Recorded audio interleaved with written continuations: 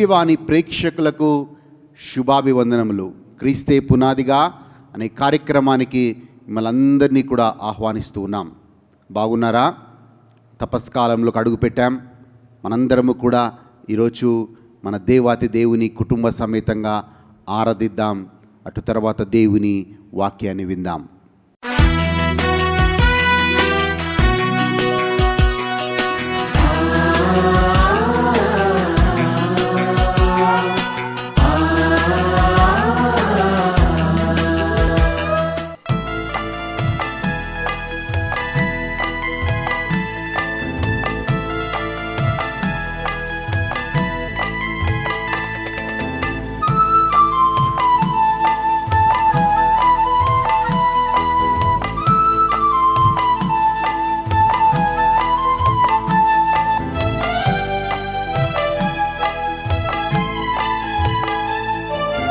రక్తధారలే కారుతున్న యేసయ్యను కన్నులార చూడు ఆ త్యాగము. రక్తధారలే కారుతున్న యేసయ్యను కన్నులార చూడు ఆ త్యాగము. అది నీ కోసమే నా కోసమే కలువరి పయనం. అది నీ కోసమే నా కోసమే కలువరి పయనం, కలువరి పయనం. రక్తధారలే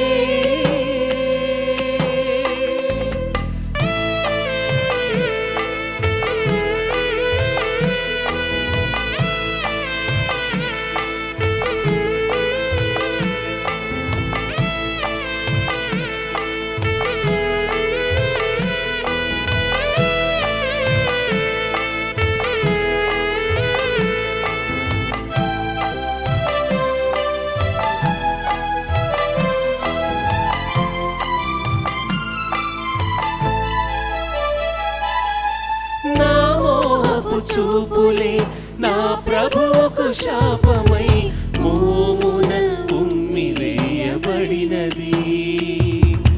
నా చేతి పాపమై నా తండ్రికి శోధనై చేతిలో శీలలు దిగబడినవి.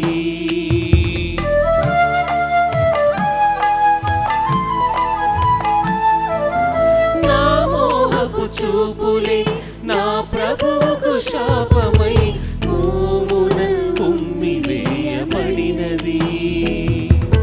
నా చేతి పాపమై నా తండ్రికి శోధనై చేతిలో శీలలు దిగబడినవి. అది ఎవరి కోసమో తెలుసుకో. అది నీ కోసమే నా కోసమే కలువరి పయనం. అది నీ కోసమే నా కోసమే కలువరి పయనం, కలువరి పయనం. రక్తధారలే కారుతున్న యేసయ్యను కన్నులార చూడు ఆ త్యాగము.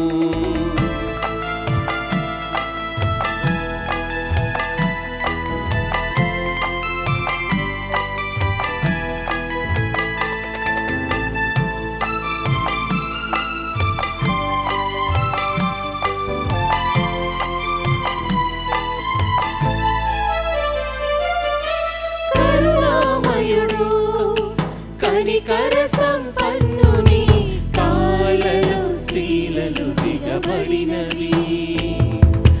నోటి మాటతో స్వస్థతనిచ్చే ప్రభువుకు చేదు చిరకను అందించిరి.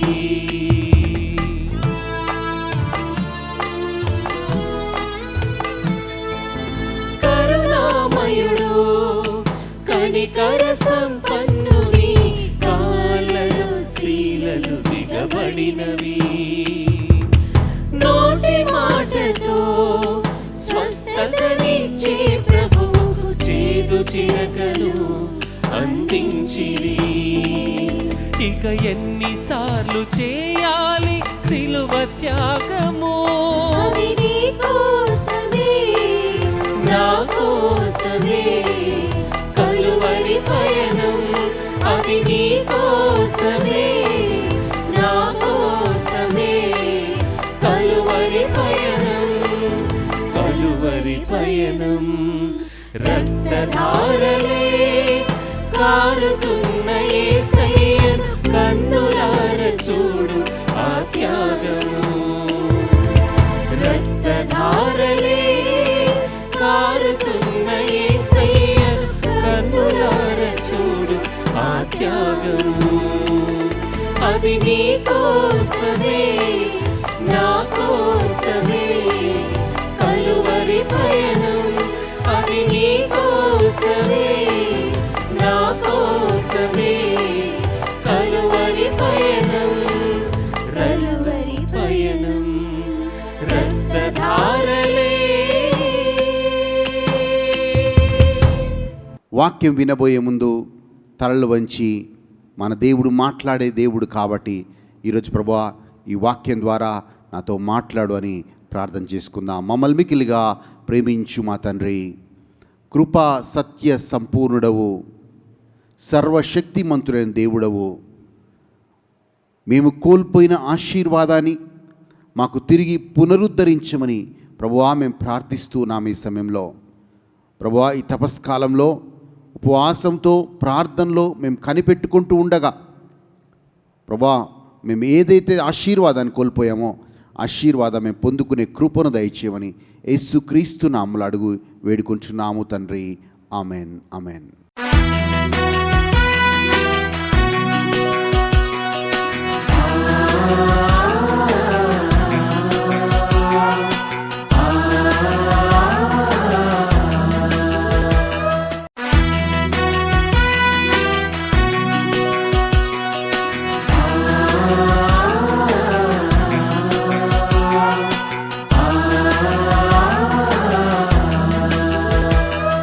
మనము కోల్పోయిన ఆశీర్వాదాన్ని తిరిగి ఎలా పొందుకోవాలి అన్న విషయం మీద మనం ధ్యానిస్తూ ఉన్నాం. ఈరోజు అనేక మార్లు మన తప్పుడు నిర్ణయాల వల్ల, మన తొందరపాటు నిర్ణయాల వల్ల మనం పాపం అనే ఊబిలో పడిపోయి దేవుడు మనకిచ్చిన సమృద్ధి అయిన ఆశీర్వాదాలకి మనం దూరం అవుతూ ఉంటాం. తప్పిపోయిన కుమారుడి యొక్క జీవితాన్ని మనం చూస్తే అలాంటి స్థితే మనకు కనబడుతుంది. యోహాను సువార్త 10వ అధ్యాయం 10వ వచనంలో దేవుడు మనందరినీ కూడా సమృద్ధిగా దీవించేవాడుగా ఉంటాడంట. కానీ ఇంకొక వైపు సాతాను ఆ ఆశీర్వాదాన్ని దొంగలించేవాడుగా ఉంటాడంట. ఇంకోవైపు సాతాను ఆ యొక్క ఆశీర్వాదాన్ని నాశనం చేసేవాడుగా ఉంటాడు. ఒకవేళ అలాంటి విషయం నీ జీవితంలో జరిగితే, అలాంటి అనుభవం నీకు నాకు ఉంటే, ఈరోజు వాక్యం పలుకుతుంది, మారు మనసు ద్వారా, ఉపవాసంతో మారు మనసు ద్వారా ఎవరైతే దేవుడి దగ్గరికి వస్తారో, దేవుడు కనికరం గల దేవుడు, కృపా సత్య సంపూర్ణమైన దేవుడు మళ్ళీ నిన్ను క్షమించి నీకు తిరిగి నువ్వు కోల్పోయిన ఆశీర్వాదాన్ని ఇవ్వడానికి సిద్ధంగా ఉన్నాడు అనే మాటని జ్ఞాపకం చేస్తూ ఉన్నాను. తప్పిపోయిన కుమారుడు తప్పుడు నిర్ణయం వల్ల తన సమస్త ఆశీర్వాదాన్ని కోల్పోయాడు. ఈరోజు ఏ స్థితిలో ఆయన ఉన్నాడు అంటే, ఆయన ఒక పందులు తినే ఆహారం తింటూ ఆయన జీవిస్తూ వచ్చాడు. కానీ ప్రియమైన సహోదరి సహోదరులారా, తప్పిపోయిన కుమారుడు తప్పు చేశాడు, కానీ ఓ గ్రహింపులోకి వచ్చాడు. దాన్నే మనము మారు మనసు అంటున్నాం, దాన్నే మనము పశ్చాత్తాపము అంటున్నాం. ఒక మారు మనస్సు కలిగింది ఆయనకి, ఒక పశ్చాత్తాపం కలిగింది.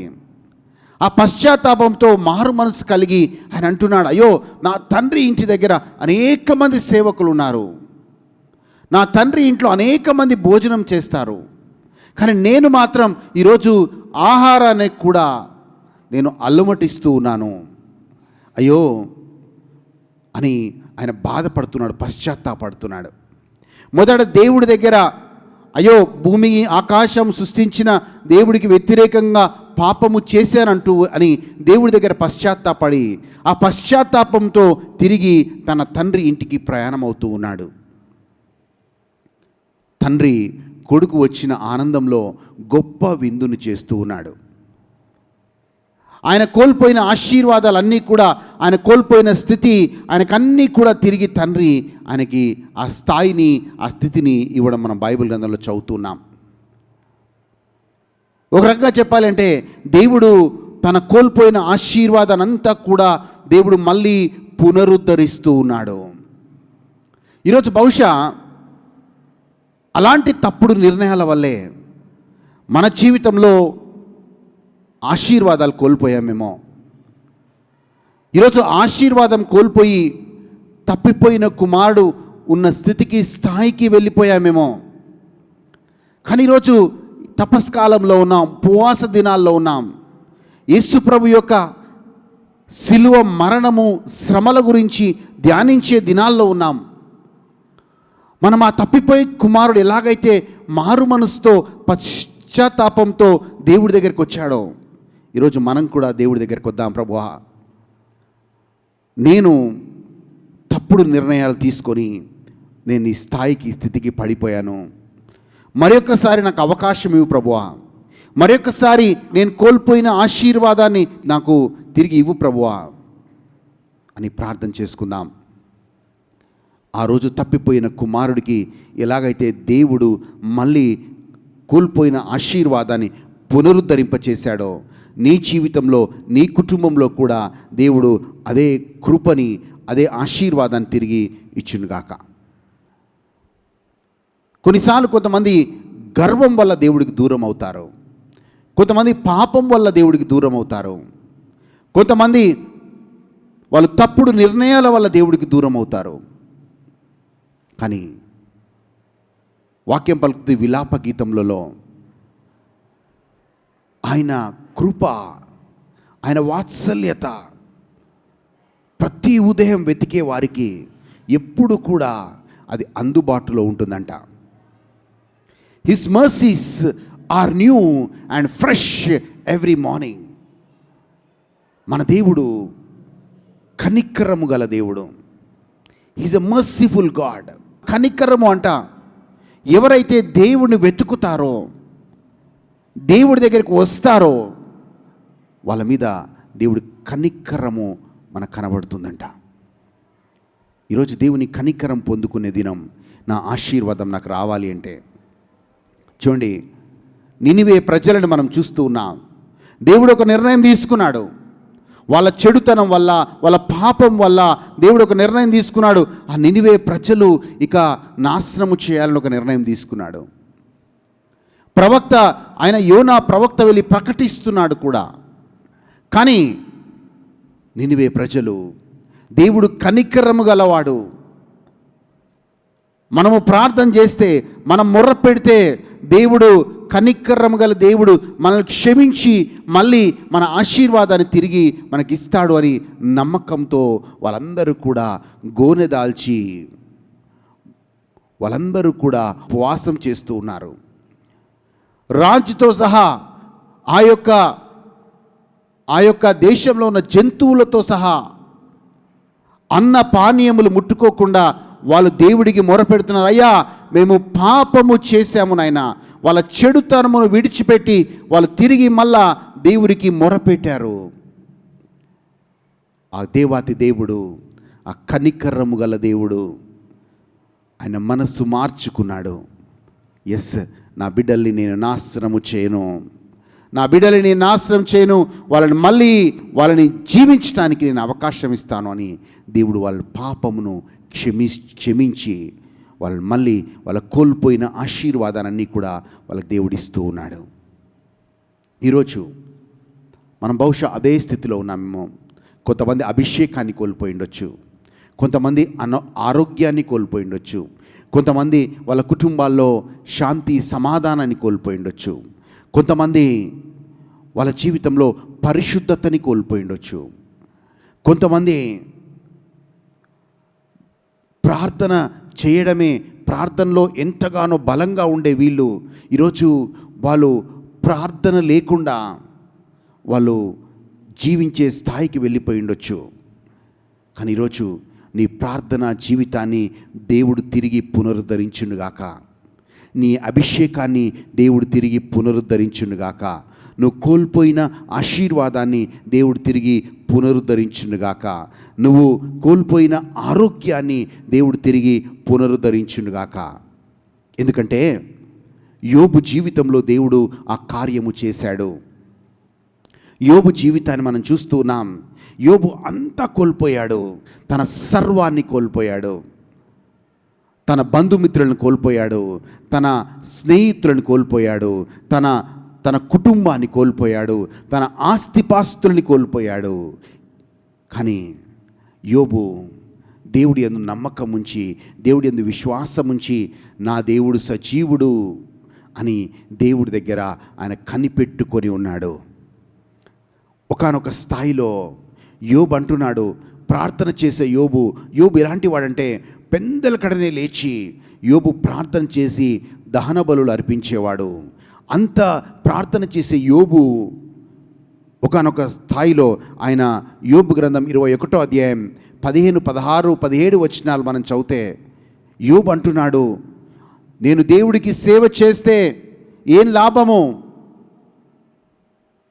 ప్రార్థన చేయడం వల్ల ఉపయోగం ఏమిటి అని మాట్లాడుతున్నాడు. ఎందుకు ఈ యొక్క మాటలు మాట్లాడుతున్నాడంటే అవిశ్వాసంలోకి పడిపోయాడు, అపనమ్మకంలోకి పడిపోయాడు. ప్రార్థన చేస్తే నాకేం లాభం? దేవుని సేవ చేయడం వల్ల నాకేమొస్తుంది? ఒక నీతిమంతుడుగా ఉన్న యోబు, ఒక ప్రార్థనా పరుడుగా ఉన్న యోబు అంటున్న మాటలు ఇవి. కానీ దేవుడికి స్తోత్రం, కనికరం గల దేవుడు మళ్ళీ దేవుడికి ఆ ప్రార్థన శక్తిని మళ్ళీ పునరుద్ధరిస్తూ ఉన్నాడు.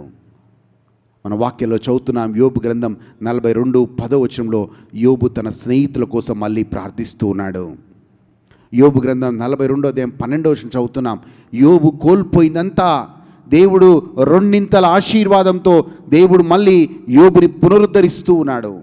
ఆయన ఆశీర్వాదాన్ని మళ్ళీ ఆయనకి ఇచ్చేస్తూ ఉన్నాడు. ఆయనకి ఆరోగ్యాన్ని ఇస్తూ ఉన్నాడు. ఆయనకి బంధుమిత్రులను ఇస్తూ ఉన్నాడు. ఆయనకి స్నేహితులను ఇస్తూ ఉన్నాడు.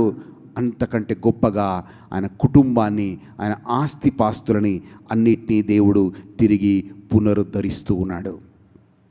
ఈ తపస్కాలంలో మనము కూడా దేవుడి దగ్గరికి మారు మనసుతో, పశ్చాత్తాపంతో మనం వచ్చినట్లయితే మనము కోల్పోయిన ఆశీర్వాదాలని దేవుడు పునరుద్ధరించునుగాక.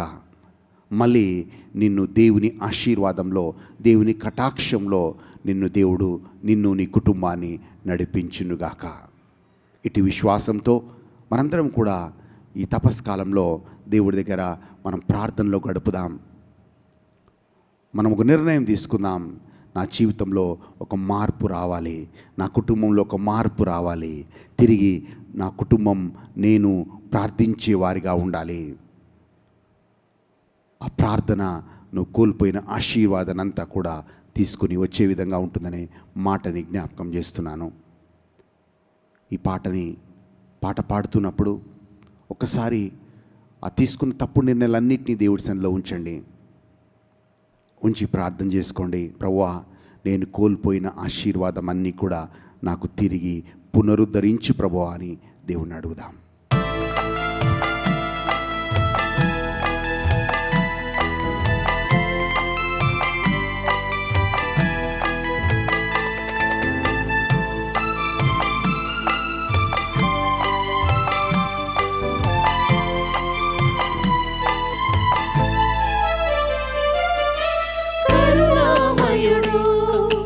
కనికర సంపన్నుని కాళ్ళలో శీలలు దిగబడినవి, నోటి మాటతో స్వస్థతనిచ్చే ప్రభువు చేదు చిరకను అందించిరి.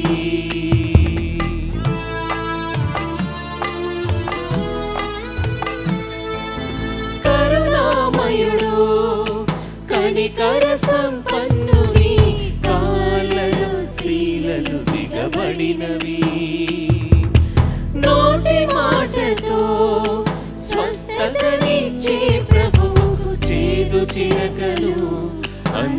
అందించిరి.